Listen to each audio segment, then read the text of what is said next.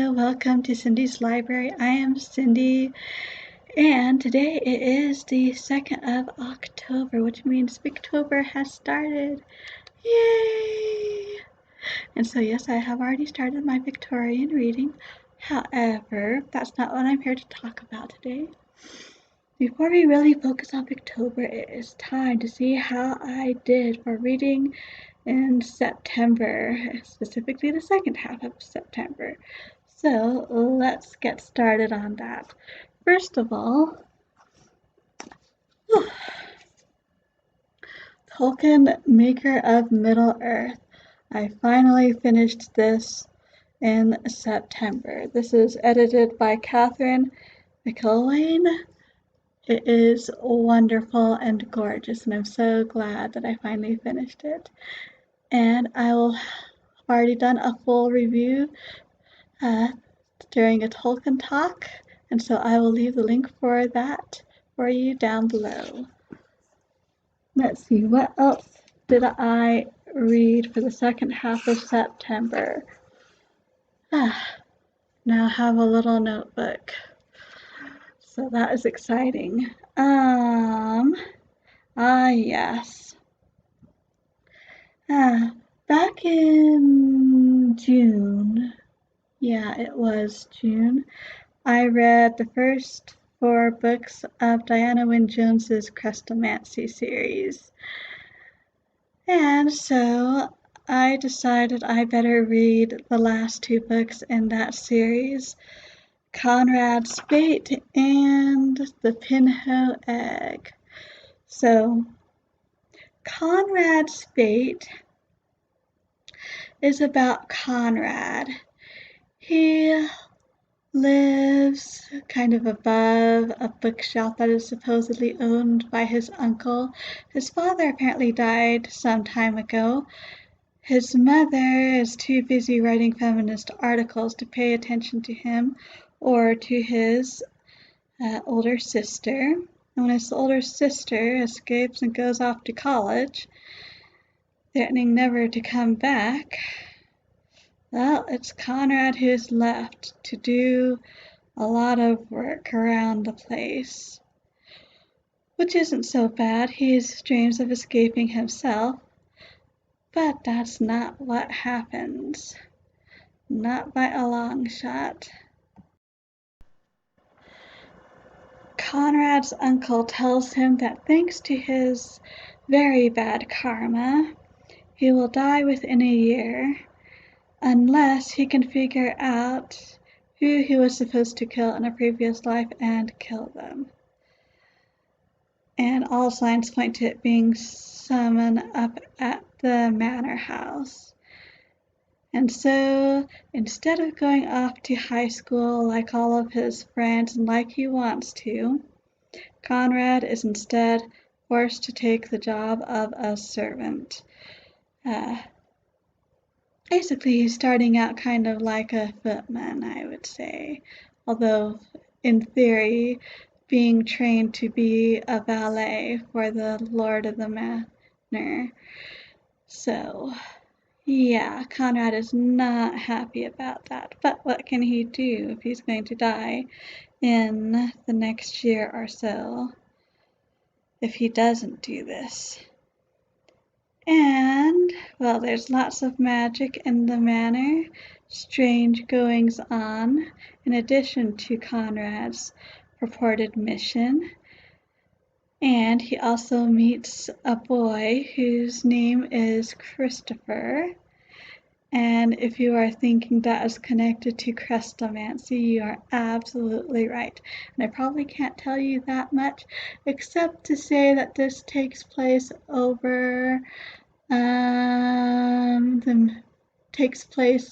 a few years after the many lives of Christopher Chant. So take that for what it is worth. Well, and I guess I can also say that this takes place in a different world from the one where the Chrestomancies we know and love come from. So, plenty of fun, plenty of magic, plenty of Diana Wynne Jones goodness for that one. Now the pinho egg, that one takes place in a village not too far away from Crestomancy Castle, and it's maybe half a year, maybe a year from the events of Charmed Life. But we mostly follow Marianne, who is a part of the Pinho family and lives in this village. It is a family of, well, they're magicians and such, and witches and such, except they aren't quite traditional. It's more,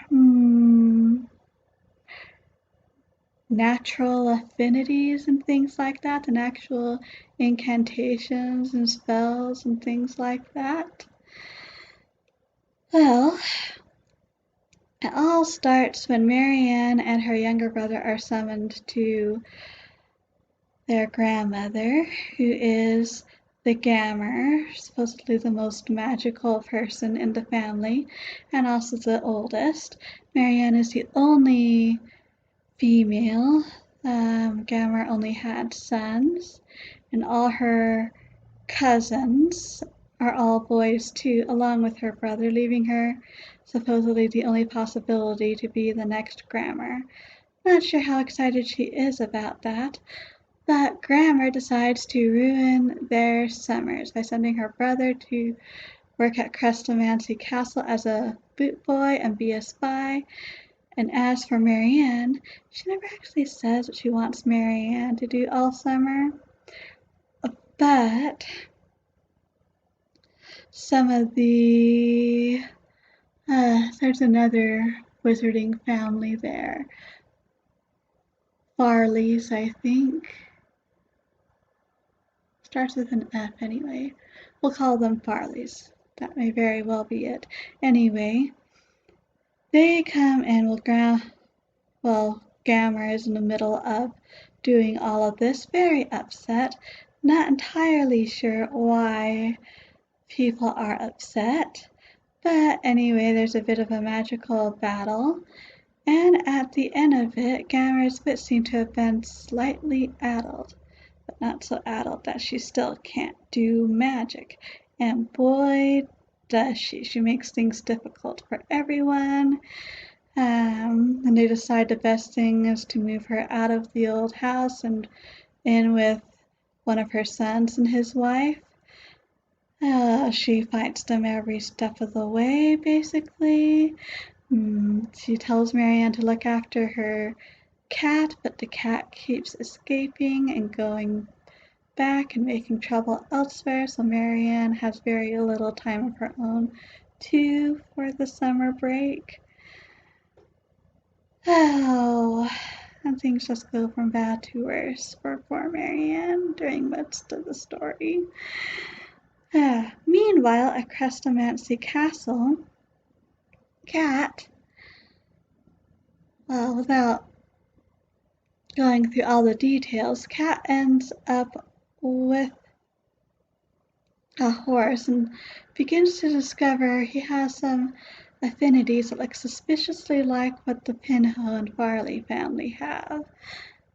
And on top of that, one of Crestomancy's helpers, Jason, he ends up getting married, and they decide to get the house that Gammer was just moved out of. And thankfully, Jason's new wife, she is a Pinho herself, and so that solves some problems. Anyway, as they are moving in, Cat comes with them to help a bit. Marianne comes by looking for the cat. And they end up in the attic at one point, and they find an egg. A very unusual egg, and Marianne says that Cat can have it. And, well, lots of excitement comes from that.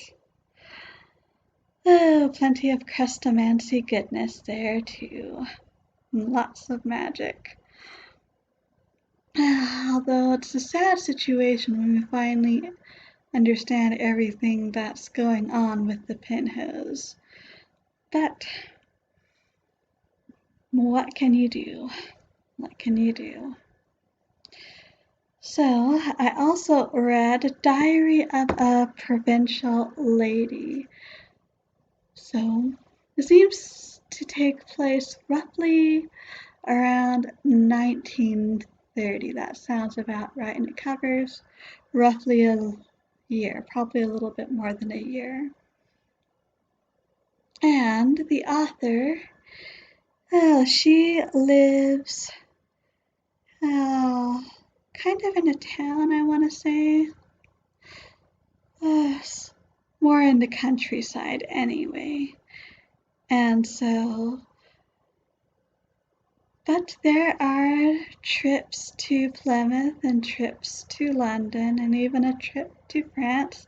And she talks about her husband and her 2 children and the various servants and all the neighbors, especially Lady B, who she finds extremely annoying, and the vicar's wife, who might not be a perfect companion, but at least they agree about how annoying Lady B can be, and visitors and holidays and even a pretty serious illness. So a very interesting look at English life. I listened to this one, kept me quite entertained. I am glad that I read it. Not entirely sure how much I like the author, but on the other hand, you see glimpses where she is showing true affection for her children, and as dull as her husband is, or at least as she portrays him, you also can see how it is that they fell in love to begin with. And she does have people that she does like. So, a very interesting look at upper middle class, lower upper class during 1930 in Great Britain. Very entertaining. And the last thing that I read, or I guess I should say I finished, finally, is The Pillow Book by Say Shanagan. It took me a while to finish it after Ancient Savon, although to be fair, I didn't work on it at all during Jane Austen July. So, and it's not sure this is really the type of thing one can really read straight through. But it's very interesting. This is such a different world, a world filled with ceremonies and rituals and celebrations where it is expected that if someone gives you a line in a poem, you will be able to either complete that poem or say what comes before it, or if you're really good, come up with your own addition to the poem. Or if you are given a message from someone, come up with a poem in your reply that expresses just what you are meaning. A world where different plants and flowers have symbolic meaning, as do colors, and during different seasons you wear different colors and different symbols are appropriate. A very different world, but I'm glad I read about it. Say is a very amusing author, and I can imagine how much entertainment she brought to the empress that she was serving. Oh, and I almost forgot. Yep. I reread Shakespeare's Star Wars: The Phantom of Menace by Ian Doescher. So, Ian Doscher's Shakespeare's Star Wars series. It covers all of the uh, three Skywalker trilogies. He hasn't done Rogue One or Solo or Mandalorian or anything like that, which I think he should since it's so great. But Shakespeare and Star Wars truly is the perfect mashup. There's just something of putting everything in iambic pentameter, with variations, of course. Like Yoda, he always speaks in 3 lines, whatever he says. That is his trademark. And he actually goes some way into redeeming Jar Jar Binks because,